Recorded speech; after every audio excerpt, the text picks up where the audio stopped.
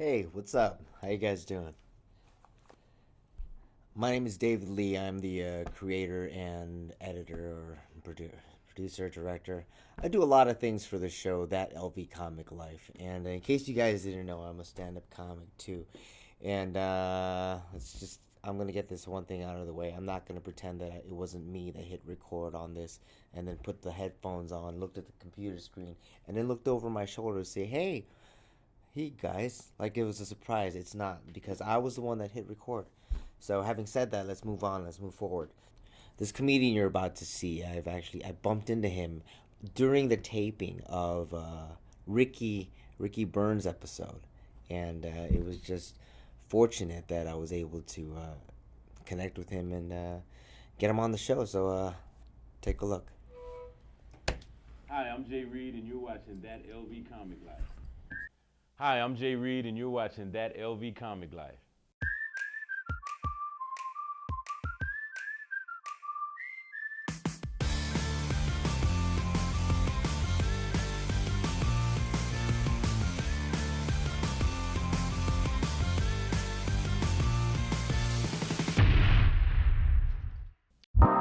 Ladies and gentlemen, give it up one time for the comedic genius, comedian Jay Reed. What is my name? My name is Jay Reed. My sister wear wigs too, man. We went to Six Flags. Her wig fell off on the Viper roller coaster. That is a stage name. My birth name is Jermel Reed. My middle name is Lamont, Jermel Lamont Reed.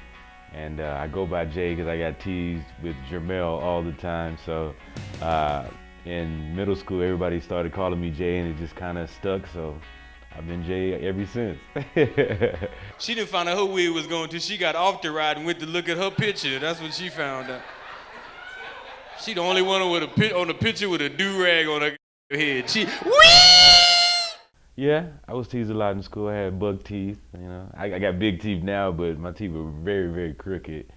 And they teased me so much. So that's how I learned how to be a comedian. I had to snap on kids, you know, to get the heat off of me, you know, put it back on somebody else. So I got teased a lot. I think that helps build character. And I'm glad it happened to me. It helped me sharpen up my comedy skills and ultimately made me want to do comedy. So. Y'all from here? Y'all from Sauce? Oh, okay. Y'all got a delivery room, baby? Y'all got babies back there? I always go to the saying that I like. It's a saying that says, when excellence is possible, good is not good enough. I've always loved that saying, and you know, when I feel like I'm being mediocre, I always think about that saying, mediocre or, you know, down on myself, because there's ups and downs with the comedy thing, you know. When you get down, you know, I always just try to think of that saying, you know, excellence is possible. Other people, they achieve excellence, and they had bumps in the road, they had speed bumps, they had hurdles that they had to get over to achieve excellence. So this little problem that you have right now, you know, it'll get better. It'll get better to work itself out, or it'll blow over, you know. Nothing lasts forever. Trouble don't last always. You know, so you gotta get through it. Awesome. All right. We'll be back. Stay right there. We got to do these commercials. So see you when you come back. This is Ricky Byrne. He was actually the first comic I interviewed for this version of the show. And I met Ricky when I first came down here in about 2013. He's been a really awesome dude to me ever since I met him, and I thought, hey, he's put me on his show. Let's put him on this show. So check him out. My name is Ricky Byrne. What's going on with you guys, man? You guys good? My goals really is to enhance my stage presence, my material. I don't want my comedy just to be finding that next transition and going to movies, because some people try to find a gateway into being that next star into film.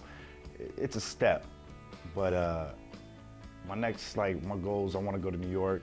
I want to travel around the country, around the world, really, and give my perspective on life and my comedy, my humor to everybody. So I really want to grow as a comic.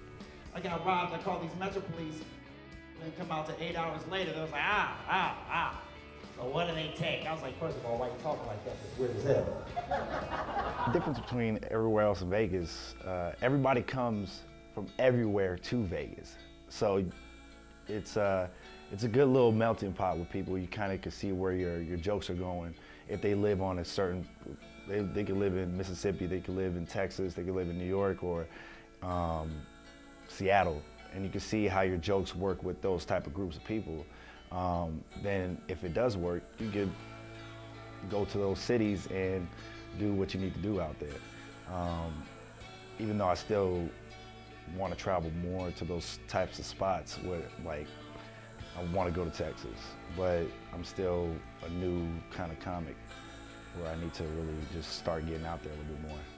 So you're saying they're black, huh? I was like, whoa, what the? How you just gonna assume that these guys are black, sir? They could have been any race. They could have been Asian, man. He was like, hey, brother, don't go there. They're not Asian. How you know that? Your camera's still sitting on the coffee table right now. I broke into the strip scene kind of fairly early in my starting off in the career of me doing stand-up. Matt Chavez from LA Comedy Club actually gave me the opportunity to perform at his club and actually grow with the club to not just do bar types of jokes, because we, as comics, we get stuck in that, that bar humor. And a lot of the times that does not work on the strip or around the country, or if you have to do corporate gigs. Now, doing that, I could work that material out in the bar, but I could chop it up and clean it up, then I have to bring it in and showcase it onto the strip. So I actually really fairly early got the opportunity to perform on the strip. There was some great relationships up with some of the headliners, in which they took me in. They loved what I did with them, and as far as me hosting for them, they requested me. So, and I try to keep that same energy on the strip and off the strip, and that same energy, going out of the state, traveling, and try to bring that same me, all the way around. I was like, there must be Latinos, man. He said, hey, brother, not Latinos or Mexican. I was like, how you know that? They would have fixed your ceiling fan on the way in. They robbed you on the way out. I was like, oh, hell. All right, that's Ricky Byrne, and a good buddy of mine. This next clip that I'm going to show you, you've seen this too. All the comments you're going to see in this episode, you've already seen, but I'm going to give you a little explanation, a little history, a little commentary, or whatever, of who they are and why they're on the show. So this next comedian, Anton Knight, well, let's let Ricky make the introduction. Me and Anton pretty much started comedy together in the open scene, where he was a growing comic, and I might have started maybe 6 months, maybe like a year right before.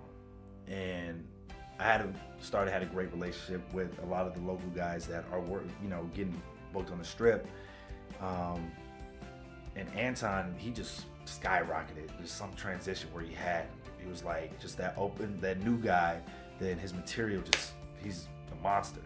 And when I see his sets, I'm like, man, like Anton's that guy that inspires me. He has a great fan base. He has great material, great transitions, and he's learning just like I am. And we learn from each other. We help each other out with jokes, taglines, and he came to me with the idea of the radio station, and I was like, yeah, let's do it, man. I'm down.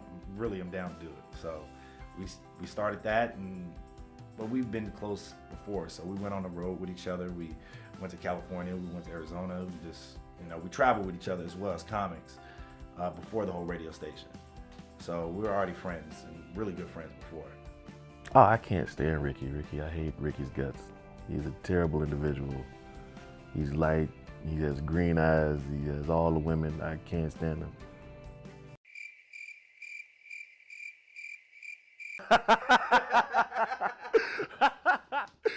Nah, man, Ricky's become one of my best friends, man. He's a real very talented dude, man. I enjoy watching Ricky on stage, and you know, he's very creative.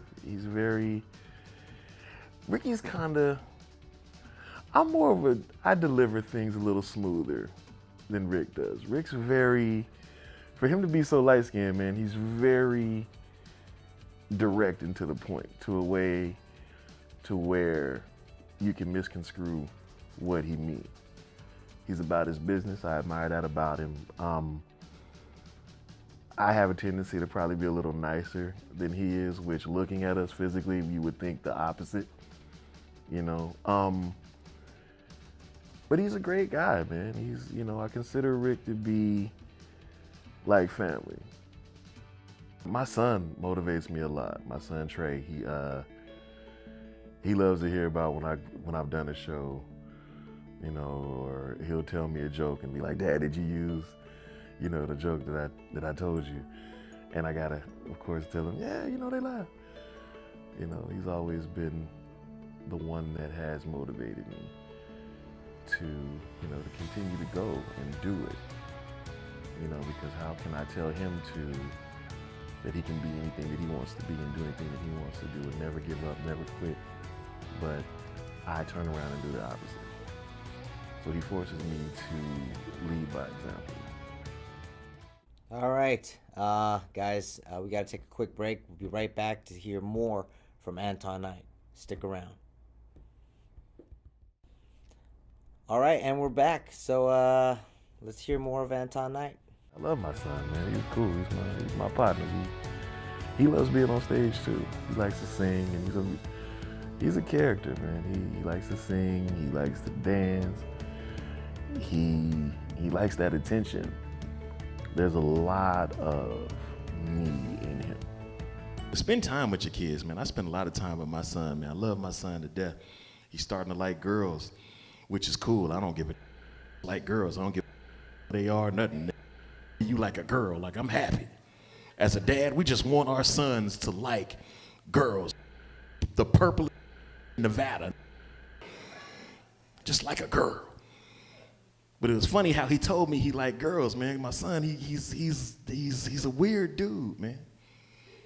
Yeah, I picked him up from school, you know, he's sitting in the back seat, and he was like, "Dad, I'm tired of having these fake fire drills." And I was like, "Why?" He was like, "Dad, I just wish one time it would be a real fire."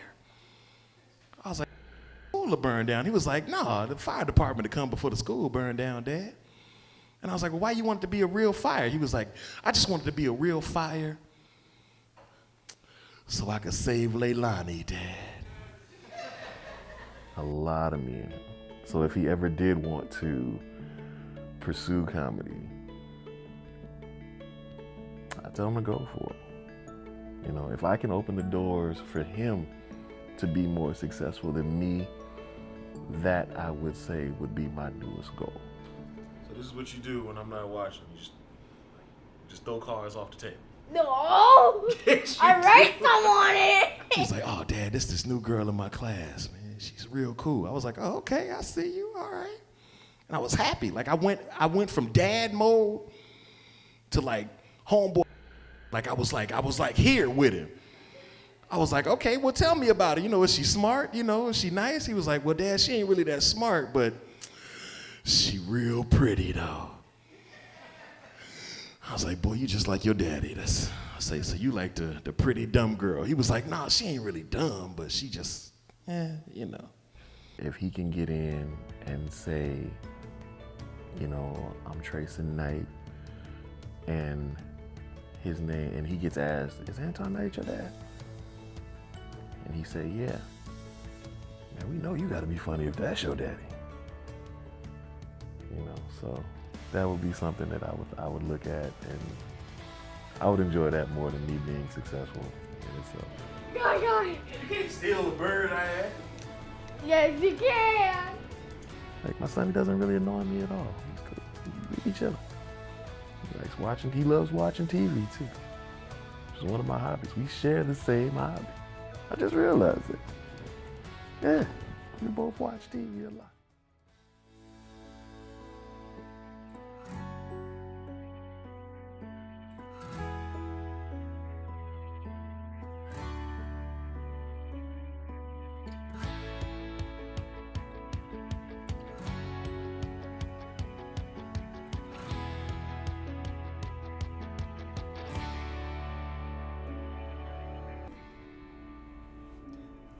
That's Anton Knight, ladies and gentlemen. All right. This next person coming to the screen, I keep thinking I'm hosting a live show. This is TV. I can't see you. This next comic, I actually worked with him in Colorado Springs, Colorado, earlier this year, in April. He was a headliner I had featured at Looney's Comedy Corner, and he came here to do a weekend at the Laugh Factory.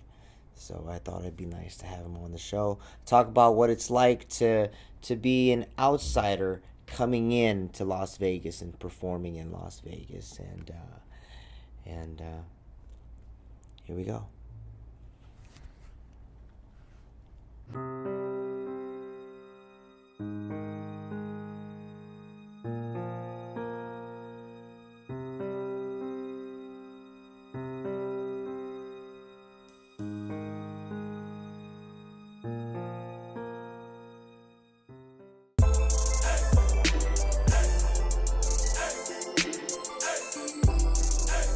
My name is Spencer James.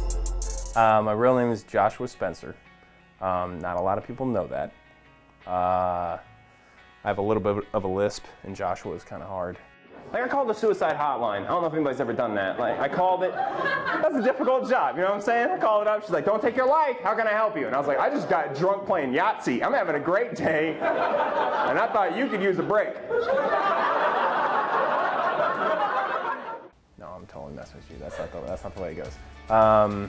I was working in California, and it's a really horrible story. I was working in California at a 24 Hour Fitness, and there were 3 Joshes that worked there before I got there. So like, we're gonna call you Spencer. On my business cards, they put Spencer J.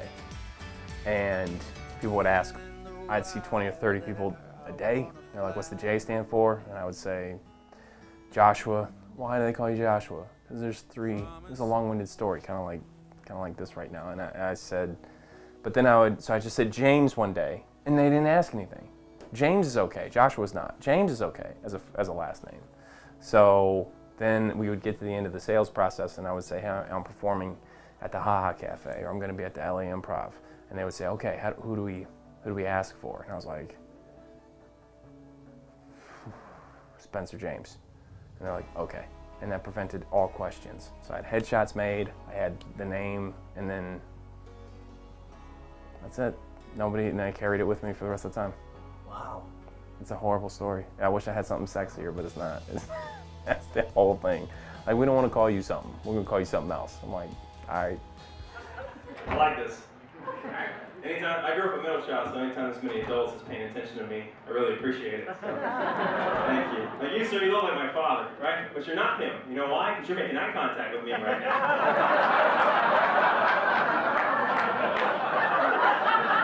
It's amazing! When I first started and I had my first few minutes, my buddy at Home Depot was named Jordan, so I called myself Joshua Jordan because he used to be a good gauge if something worked. You know, I think one of my first jokes was we saw a guy in a wheelchair by a ladder. I was at Home Depot, right? That's a fun place. I saw a guy in a wheelchair by a ladder.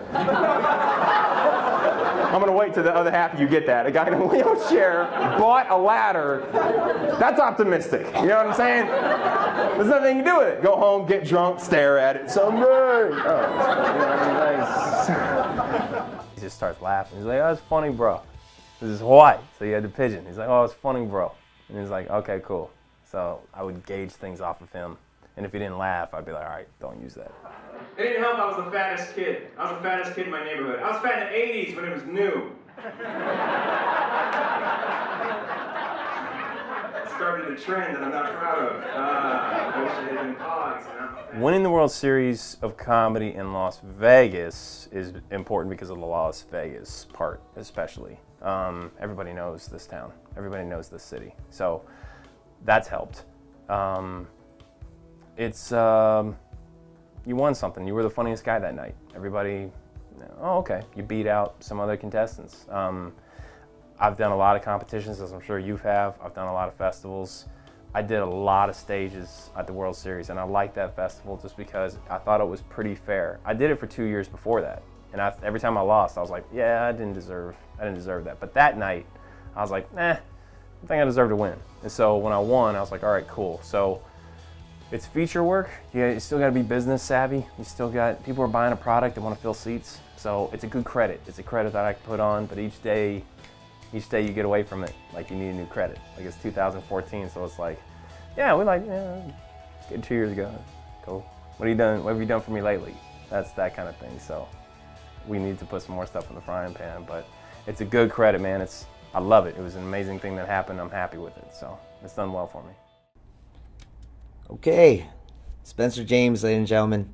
Yeah, awesome dude. And before I get to the final comedian of the show, I met him. I met a lot of these guys when I first got here, and trying to make it in the scene. And a lot of them were nice enough to be my friend, and we've been cool. This next guy, I befriended him when I first got here, and we've always talked about doing projects together, something about a television show, and I finally get to do that with him, and it's not just that. Hearing his story about where he came from, what he went through, and while he was and still is pursuing this career of comedy. It really gave me some perspective on how easy a lot of us have it. Find out right now. This is Diaz Mackey, ladies and gentlemen. Check him out. What was being homeless like? It was like being homeless. Like, I was homeless out here for 3 months. Being homeless, and I was homeless in Las Vegas. Was when I first started doing comedy, and was doing it full time. Like wasn't working a job or whatever have you. And at this point in time, I felt like I didn't want to work a job. And I didn't have any money. And so instead of asking a friend or calling home and trying to beg for money or whatever have you, I just, again, being observational, I just kind of accepted my punishment. I was like, this is my story. You know what I mean? Like, you don't want to work a job, I'm not going to go ask somebody if I can stay at your house and then watch you go to work every day while I'm on, at the time, MySpace, trying to live my dream. I chose to be homeless, though. I didn't have to be, right? Pride. I don't want to sleep in nobody's house and not work a job.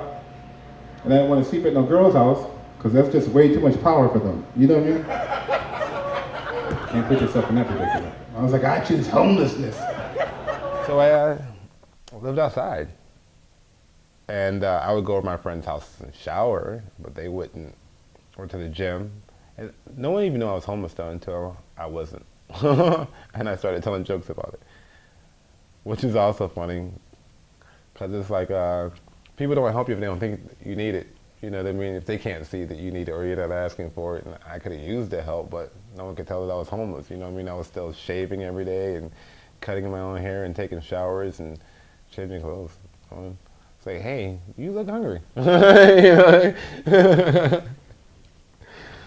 But I slept over on Sahara, and it was an abandoned restaurant, and I would sleep on the porch patio. I'd get drunk at my show, go sleep on the patio on the floor, and yeah.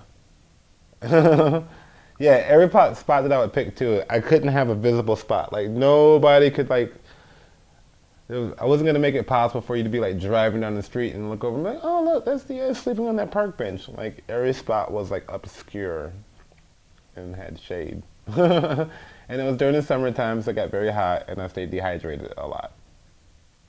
At the end of it all, what do I hope that people take from my career?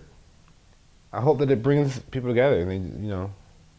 But I hope that at the end, I was like, oh, he was a good dude, and he cared, and he did well for others. That he was always trying to look out for others. We live in a crazy world, man. If you believe in Jesus, get your life together, because he might be coming back to this tonight.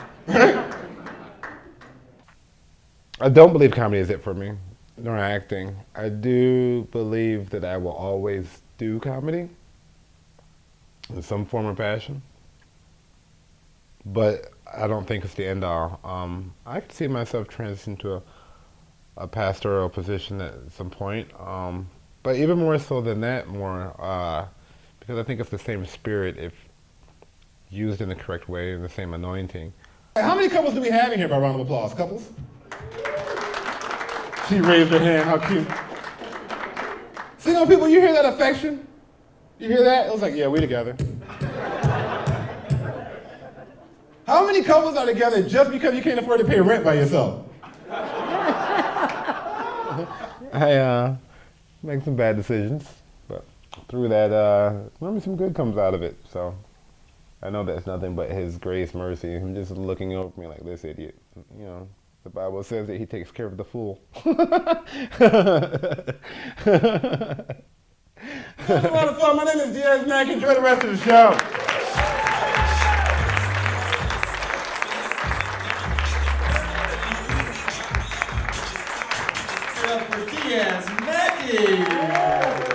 Diaz Mack, ladies and gentlemen, what do you think? You guys like that? Pretty awesome story, I think. And, you know, just it's crazy to see what other comedians have gone through and what they had to endure in their journey. Anyway, if you like the show, let us know. Or let me know. You can hit me up on David Lee Comedy on Instagram. That's Instagram, Twitter, and Facebook. That's David Lee Comedy. All right? Let me know. Okay, thank you. See you next time.